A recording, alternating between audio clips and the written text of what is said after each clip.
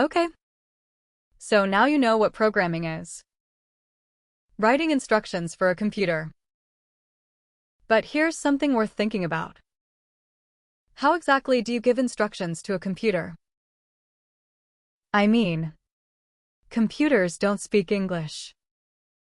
They don't understand sentences. They don't even understand words. If you just typed "make me a game," the computer would have absolutely no idea what you meant. Because, deep down, a computer only understands one thing: ones and zeros. And if you had to write instructions using only ones and zeros, you'd give up before you even started. Honestly. So would I. So people came up with a brilliant solution.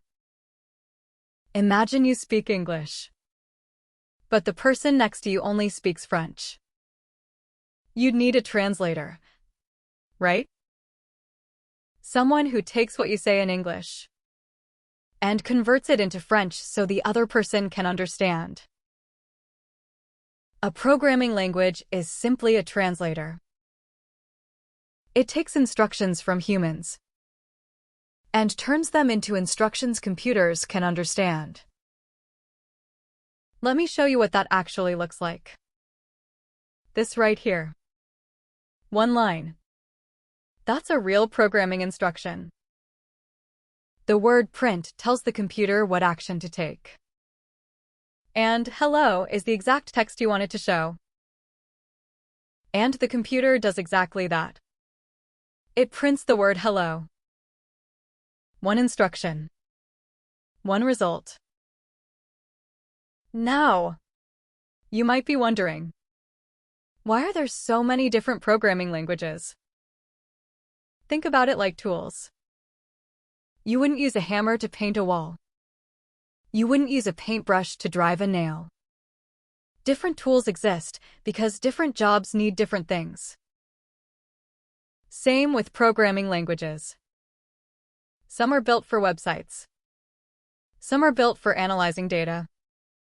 Some are built for games. Each one is designed for a certain kind of job.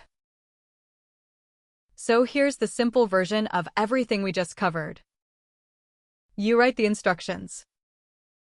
The programming language translates them. The computer executes them. That's it. That is what a programming language is. A translator between you and the machine. But if programming languages are just translators, why are there so many of them? And how do you know which one to learn? That's what we'll figure out next. Let's go.